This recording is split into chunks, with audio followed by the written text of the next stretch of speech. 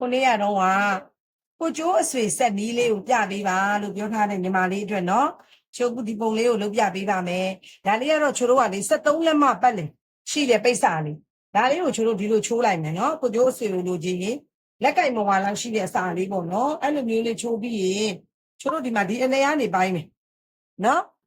ဒီလေကနေချိုးတို့ပိုင်းပြီးတော့ညက်တယ်ညက်ပြီးသွားရင်ချိုးတို့ကဒါကိုပြန်ခောက်မယ်နော်ခောက်ပြီးသွားပြီဆိုရင်ချိုးဒီမှာကိုကျိုးလေးညက်ပြီနော်တလက်မနဲ့2စိတ်လောက်ပဲချိုးတို့ပို့ရင်နော်ပုံမှန်အဲ့လောက်ကလေးကိုချိုးတို့အခုမှန်းပြီးညက်လိုက်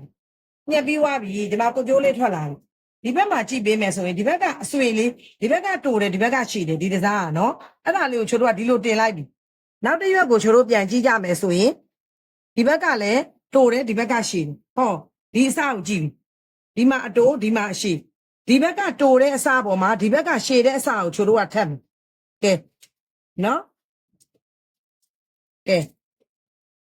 နောက်တစ်ခုကိုလည်းသူချိုးတို့ဒီလိုပဲဆက်ဆက်ဒီမှာအရှည်ဒီဘက်ကအတူကဲနောက်တစ်ရွက်ကိုချိုးအခုဒီမှာထက်ညက်ပြပေးအောင်မယ်နော်ထက်ညက်ပြီးချိုးတို့ကဲအဲ့ဒါဆိုရင်တို့ဘယ်လိုလုပ်မလဲဒီဘက်မှာရှည်ဒီဘက်မှာအတူဒီမှာအစကိုတင်နော်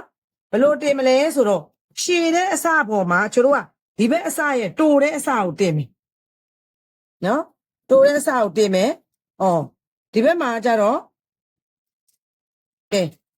ဒီလိုလေးဆက်လိုက်ပြီဆိုရင်ဒီမှာကိုကျိုးလေးအဆွေလေးအတဲ့ဖြစ်သွားပြီနော်အဓိကချိုးပြောချင်တာကတော့တိုတဲ့အစနဲ့ရှည်တဲ့အစနဲ့ဆက်ပါတယ်ဒီလိုလေးညက်ပြီးရေနော်ဒါကကိုကျိုးအဆွေဆက်နီးလေးတစ်မျိုးပြီးသွားပါပြီရှင်